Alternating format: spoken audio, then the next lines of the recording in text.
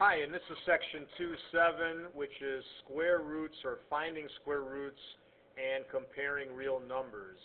You can have your book open right now to page 110. We will start there. All right?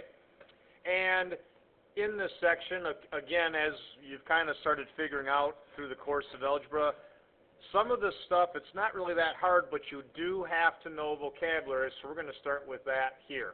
Okay? There's a big difference, major difference, between the word square and square root, and sometimes people say these incorrectly, so I want to talk about that first. When we talk about a square, like 9 squared, 9 squared means that we're taking 9 to the second power. That's the same thing as 9 times 9, and that's 81. That's what a square is. However, a square root is not the same thing. The square root of 9 is basically asking, let me get this out of the way, it's asking us what number times itself is 9. It's a completely different thing, square root of 9. Well, what number times itself is 9? Well, 3 times 3 is 9, or negative 3 times negative 3 is 9. So I just wrote that the square root of 9 is just plus or minus 3. It's either positive 3 or negative 3. So those two words, important to distinguish. Squared means to an exponent. Square root means we're trying to find out what number times itself gives me that, okay? When you write square roots, you use a radical symbol, like this. This symbol is a radical symbol. Some people call, tell them, I'm in class, they're like, oh, it's a check mark thingy. It's not a check mark thingy, it's a radical symbol. And what is inside the square root, the number inside the square root, this number here is called the radicand. And you'll see that on page 110. All right, so we have this symbol means square root, even though it's called a radical. When you see the symbol, this is asking me what is the square root of 9, which we already said was plus or minus 3. All right, we already said it's plus or minus 3. Okay, the next term that we need to know is what is a perfect square? A perfect square is a number in which if you take its square root, you get an integer. Now, when you read that, that might sound a little confusing. It's a very simple concept, okay? If I take the square root of a number like 9, if I get an integer for my result, it's a perfect square. The number 9 is a perfect square. I always think of it, it works out perfectly, like the 3. If I had a number like square root of 10, the square root of 10, on the other hand, would not be a perfect square, because if you put the square root of 10 in your calculator, you get 3 point something. That's not an integer. So perfect squares are numbers, so it'd be radicands that when you take the square root of that radicand, you get an integer. All right? I hope that makes sense. I want to quickly erase these circles here, get these out of the way before I go to my next layer of my slide. Here we go. Okay, so from there, let's talk about some examples of perfect squares and some examples of things that are not perfect squares. And you'll see that on the bottom. Here are some perfect squares, like the square root of 16. What times itself is 16? Well, 4, negative 4. Those are perfect squares. They're integers when you take the square root of 16. Square root of 81 is 9, or negative 9. Those are integers. Square root of 36. Well, 6 times 6 is 36. Square root of 36 is a perfect square. 36 is a perfect square. Where here would be two examples of non-perfect squares, like 20 and 87. If I take the square root of 20, no integer times itself gives me 20, and the same thing with 87. No integer times itself is 87. These are not perfect squares. Okay? This next slide, you might want to freeze this video for a couple minutes and write down this list. This is the list of perfect squares that I would want you to know without a calculator. And I go from the perfect squares that will give me integers all the way up to 20. You should know this list without a calculator. You might want to stop and freeze this video right now and get those down in your notes. the next thing I'm going to ask you to do, okay, remember on that previous slide, you needed to be able to know those square roots, those perfect squares up to the square root of 400, those perfect squares up to 400. And the reason I would want you to do that without a calculator is I'm going to have you estimate square roots without a calculator. And it's actually a pretty easy process to do, and I will walk through a few of those with you. Now, the book, they do not ask you to estimate these to the 10th. I am going to have you estimate these to the 10th. All right, so I'm going to have you estimate to the 10th square root. So I'm going to have you estimate in this problem. Let me erase this. I'm going to have you estimate the square root of 395 to the nearest 10th. Okay, so here's how you do that. First of all, the square root of 395, you notice the square root of 395 is in between the square root of 361 and the square root of 400, which is why I had that written down here originally. This is in between the square root of 361 and the square root of 400. That's the first step. Now, this number, the square root of 361 is 19, and the square root of 400 is 20. So I know right now that the answer to the square root of 395 is in between 19 and 20. So right now, I already know the correct response to this is going to be 19 point something. Okay, I at least have that. Now I got to figure out what that decimal is, and again, I'm not using a calculator. It's very simple to do. Here's what we need to do. This is the low number in my group, this is the middle group, this is the high number. Okay, I need to write a fraction, and I'm going to use that fraction to help me get the decimal. Here's how you write the fraction. You start off by taking the middle number minus the low number, and that's in my numerator. So this would be simply 395 minus 361, and 395 minus 361, that's what, 34. And then you take the high number minus the low number for the denominator. And that would be 400 minus 361. And that's 39. Now what I need to do is I have to figure out the decimal for 34/39. And I already know what people are thinking right now. You're probably thinking, you're asking me to do something I can't do. And no, you can't. Now remember, the key word is estimate. I'm going to be very honest with you. I teach this, and I don't know what the decimal is for 34/39, so I'm going to estimate. Let me show you what I'm going to do. I'll estimate this. Ready? 34/39 would be very close to 34/40. Okay, very close. Well, if I divide each of these by 2, I get 17/20. Well, I can get the decimal for 17/20 because if I multiply by 5 to make this into hundredths, this is 85 hundredths. Well, isn't 85 hundredths 0.85? So I know my decimal is pretty close. This has got to be pretty close to 0.85. Now let's think. 34/39 would be more than 34/40, and we just figured out 34/40 is 0.85. Well, that means my decimal for this would have to be a little bit more than 0.85. So I'm going to guess if it's more than 0.85 and I want to the nearest tenth, the closest tenth to this would be 0.9. This would be a 19.9. Why don't you go ahead right now and take your calculator. Let's see how good our estimate was. If you take the square root, and I'm going to do it right now, my calculator, of 395, it works out exactly to 19.87460691. I misspoke, not exactly, that's rounded, it keeps on going. I'm real close to 19.9, just like I estimated. So that's how we can take one of these weird fractions that we aren't sure about, just quickly estimate it to something that you could do, and then reduce that fraction and get the decimal for it. Let's do another one. Here would be another one. Let's estimate the square root of 212. So first of all, I know that 212 is in between 196 square root and 225 square root.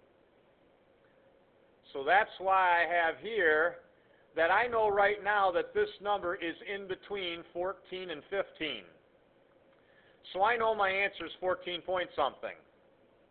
So here's my low. Oh, I got to turn this layer on. I'm sorry. Here's my low number, my middle, and high. I need to write a fraction to find this decimal. So remember, to find the fraction, in the numerator, you take the medium number minus the low number, or the middle number minus the low. And in the denominator, you take the high number minus the low. So let's do that. I have 212 minus 196 in the numerator. My pen just froze here for a minute. 196. And that will give me, when I subtract, 16. Then I'm going to take 225 minus 196 in the denominator. And that's going to give me 29. So I need to estimate 16/29. I'll be honest with you, I don't know what the decimal is for 16/29. But wouldn't 16/29 be pretty close to 16/30? I can divide this by 2 and this by 2, and that's giving me 8/15. And isn't 8/15 just a little bit more than a half? Okay, 8/16 would be a half. So 8/15 is a little bit more than a half, and 16/29 is even more than 16/30. So since this is a little bit more than a half, and that's even more, I'm going to guess that this is about a 0.6. I'm going to estimate it at a 0.6. Okay. Well, let's plug this in our calculator and see. Let's take the square root of 212. See if I'm pretty close. It's 14.56, and so on. Well, 14.56 would round to 14.6. So we can definitely estimate these without our calculator. Here's another one. We'll try the square root of 276. So first of all, the square root of 276 is in between the square root of 256 and 289. Well, remember, this is 16, and this is 17. So I know my answer is 16 point something. All right, let's find out what that point something is. I'm going to write a fraction, middle number minus low over high number minus low. So I'm going to take 276 minus 256, and that's 20 in the numerator.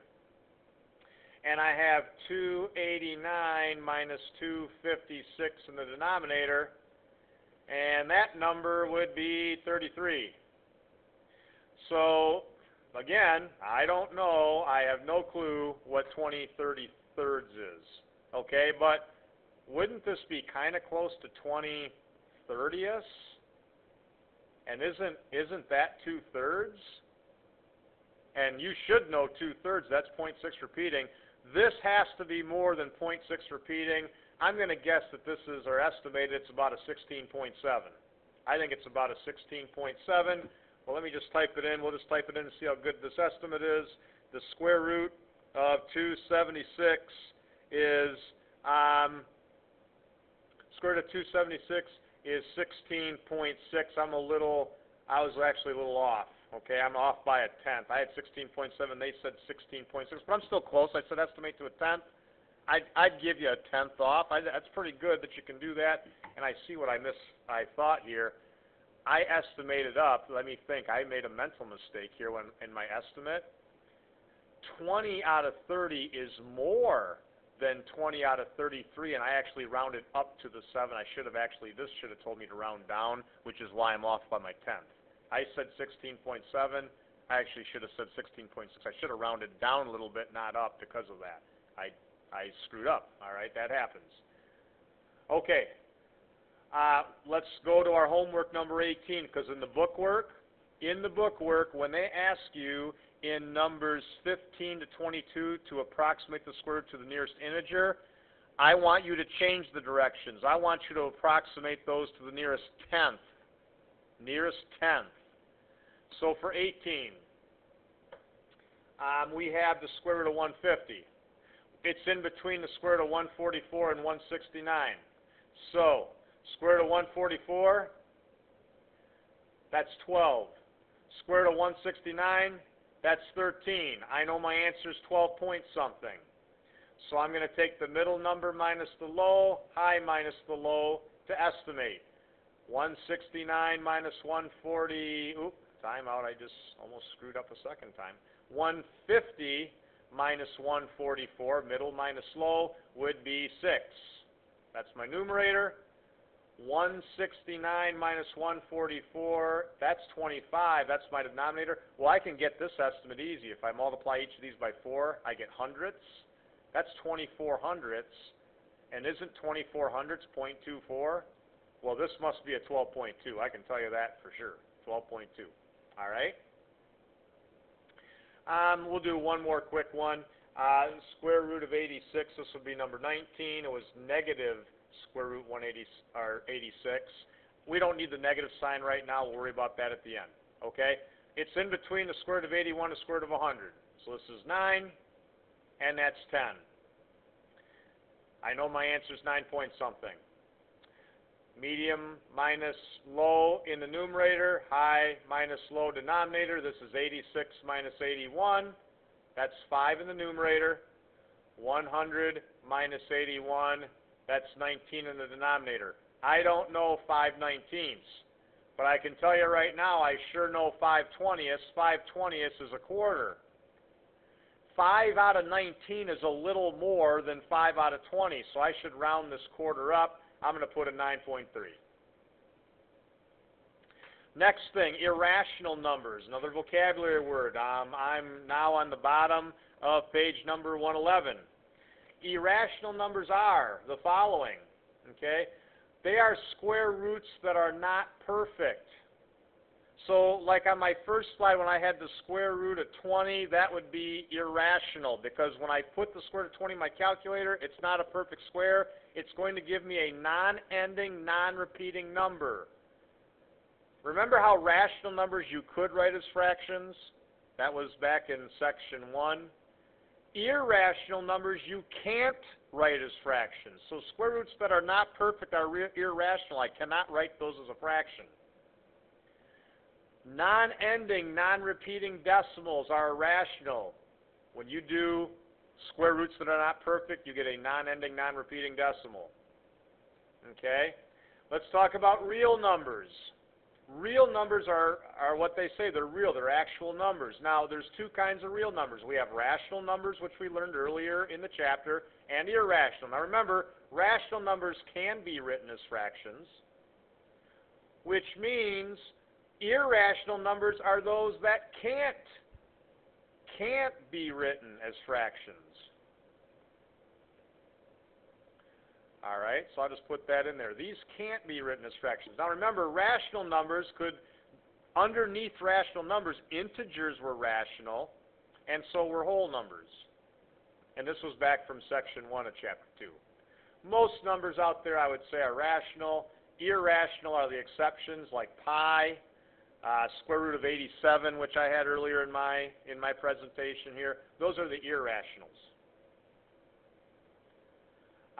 Two clues to look for to find an irrational number. If you find a square root that's not perfect, it's irrational. Or if you have a non-ending, and this is important, it's got to be a non-repeating decimal. Like 0.6 repeating. 0.6 repeating is rational because that's the fraction 2/3. Non-repeating, non-ending decimals cannot be written as a fraction. Okay? If it's not one of these two, it's rational. If it's not a square root that's not perfect, or it's a non-ending, if it's not a non-ending, non-repeating decimal, it's going to end up being a rational number. Okay? And they're going to ask us these things on our homework, like in number 24. They're going to ask us, and they asked us these type of things earlier in the chapter. Tell whether each number in the list is a real number, a rational number, an irrational number, an integer, or a whole number, then order them from least to greatest. So let's think about each of these. First of all, this first number. Isn't this number really 7? Oops, let me turn this layer on. Isn't this number really just 7, right? Well, the number 7, it's definitely whole. It's definitely an integer. It's definitely rational. And it's definitely real. It's a real number, okay? The only numbers that would not be real are when we try to take square roots of negatives, like this would not be real here. Let me show you a non-real like this. That's not real. I cannot do that. Okay, we'll talk about non-real numbers more in a minute, okay? But 7 is whole, integer, rational, real. 8, well, the number 8 would be the same. It's definitely whole, it's definitely an integer, it's definitely rational, it's definitely real. Isn't negative square root of 4, isn't that the same thing as negative 2? Negative 2 is not whole. Whole numbers have to be 0 or positives. However, negative 2 is an integer. Negative 2 is rational. I can write negative 2 as a fraction, and it's definitely real. Negative 3, same thing. It's not whole, but it's definitely an integer, definitely rational, definitely real. Here would be an example of a number that is not rational, like square root of square root of 32, I meant to say. Square root of 32, it's not a perfect square. If it's not a perfect square, right away this number would be, I'm not spelling well, this number would be irrational. Can't write this as a fraction. It is still real. It is a real number, but it's irrational. It's going to end up being a non-ending, non-repeating decimal. Let me quickly order these then from least to greatest. The smallest is negative 3, followed by negative 2, followed by, well, let me write that as actually what it was. It was negative square root of 4. Followed by square root 49, which was 7, followed by 8. That would be ordering these from least to greatest. And then finally, imaginary numbers, okay? Imaginary numbers are the non-real numbers. The only time you can have an imaginary number right now is when you have the square root of a negative. These are imaginary. These are the numbers that are not real, okay? These are the not real numbers, okay?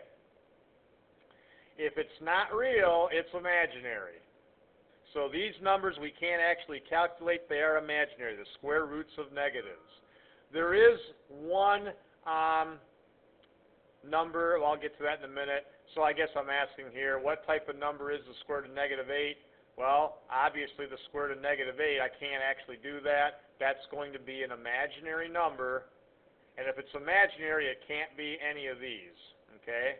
Can't be any of these because these are all reals. It's definitely imaginary.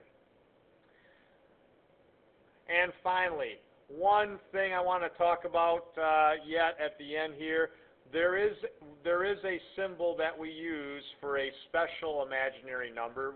A special imaginary number that you'll work on this more in Algebra 2, but there's one special imaginary number. It's the square root of negative 1. And we use the letter I to represent the square root of negative 1. I would want you to know that number. Okay, or know that symbol, that I means the square root of negative 1. So therefore, if you do I squared, if you took I and you squared it, you'd be doing negative 1, square root of negative 1 times square root of negative 1, which is the same thing as just taking the square root of negative 1 times negative 1. This would end up being the square root of 1, which is 1. So you'll see I is the symbol I represents the square root of negative 1. That's a special imaginary number that we need to know. And the square root, or I squared, I should say, I squared would then end up being positive 1. And I don't want to get too much into Algebra 2 material here, but the square root of negative 9, when you get to Algebra 2, you'll see it written in the following way. Square root of negative 9 is the same thing as taking the square root of 9 times the square root of negative 1, because 9 times negative 1 is negative 9. So since the square root of 9 is 3, and since the square root of negative 1 is I, we would just write that as 3I. Okay?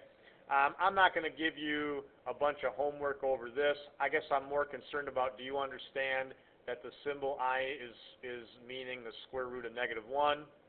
And that if you took I squared, you're taking the square root of negative 1 times itself, which gives you 1. I guess that's what I'd really be concerned that you know in that. Okay? So that's the end of the video. I'm going to stop this. Again, this one took a little bit more time, but we had a lot to cover.